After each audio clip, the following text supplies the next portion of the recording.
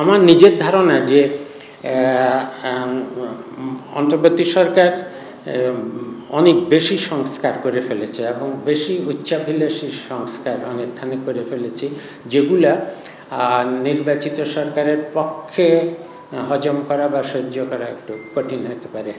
কিন্তু আশা করব যে পুরোটা না হলেও এর অন্তত বেশিরভাগই অন্তত এর নির্যাসটা, যেটা অন্তর্নিহিত যে জিনিসগুলো সেগুলো গ্রহণ করবে।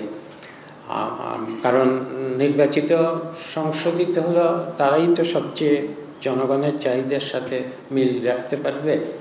কাজেই পরিশেষে আমাকে একটা উত্তর দিতে হবে, সেটা হলো যে সাংবাদিকরা উত্তর দিতে পারবে, সেটা হলো যে একদম আমাদের এখন শেষ সময়, মাত্র 2 মাস। এখনও প্রাইমারি স্কুলের শিক্ষকরা ইয়েতে আছেন, তারা ধর্মঘটে আছেন। সেকেন্ডারি স্কুলের শিক্ষকরা তারাও ধর্মঘটে যাবেন, অথচ এখন পরীক্ষার সময় একদম শেষ সময়। আর 2 মাস পরেই নির্বাচিত সরকার আসবে।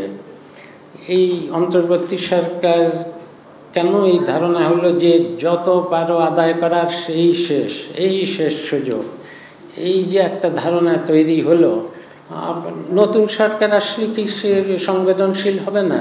যেগুলো যৌক্তিক দাবি, আমি তো মনে করি আরও জন্য পপুলার হওয়ার জন্য তারা তো আরও সহজেই এইসব দাবিগুলো অনেকগুলো মেনে নেবে। কিন্তু এত কেন অধৈর্য হয়ে যাচ্ছে বিভিন্ন এই আরও অনেকের কাছে শুনতেছি যে এমনও বলা হচ্ছে যে তফসিল ঘোষণার পর আর সুযোগ পাবে না, এই সরকার আর কিছু করতে পারবে না, এই 2 দিনের মধ্যেই আলটিমেটাম দাও। স্বাস্থ্যকর অল টাইম ফ্যামিলি কেক, সব সময় অল টাইম হেলদি লাইফ।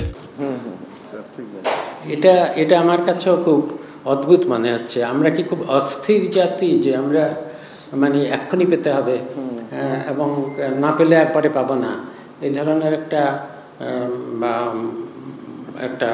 কী ধরনের সাইকোলজি, অস্থিরতা তৈরি হয়েছে কিনা সেটা।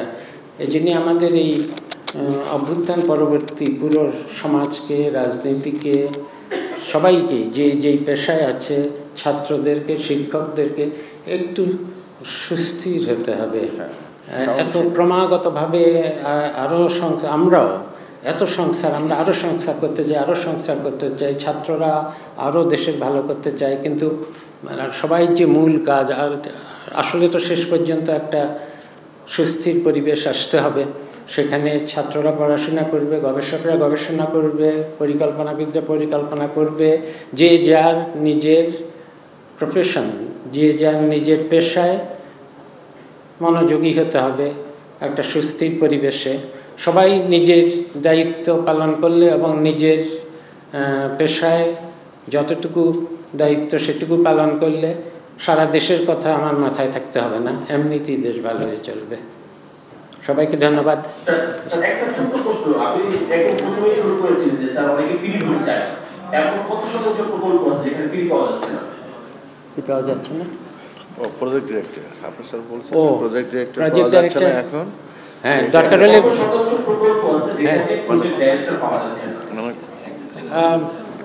আমার কাছে সংখ্যা নেই, সংখ্যা বাইর করার চেষ্টা করছি। এগুলো বিভিন্ন মন্ত্রণালয়ে তো, কিন্তু এটুকু জানি যে অস্থায়ীভাবে কাউকে রাখা হয়েছে। শুধু প্রজেক্ট ডাইরেক্টর কেন, শিক্ষা মন্ত্রণালয়ে বা সব মন্ত্রণালয়ে, যেমন অধিদপ্তরগুলোতে বহু অধিদপ্তর আছে বেশ কয়েক মাস ধরে, যেখানে অস্থায়ীভাবে প্রতিষ্ঠান প্রধানই নেই, অস্থায়ীভাবে রাখা হয়েছে, যাদের এই কারণে গতিশীল হচ্ছে না। এগুলো তো প্রশাসনিক সমস্যা, যেটা নিয়ে আমরা প্রথম থেকেই যুদ্ধ করে যাচ্ছি। প্রশাসনিক সমস্যা সবচেয়ে বড় সমস্যা আমাদের জন্য হয়েছে। কাকে রেখে কাকে পদোন্নতি দেওয়া হবে, কে কোন দিকের, কে স্বৈরশাসনের দোষর, কে বঞ্চিত হয়েছে, কার যোগ্যতা বেশি, কে দুর্নীতি করে, কে করে না, এগুলোর এত তথ্য আমাদের কাছে কি করে আসবে?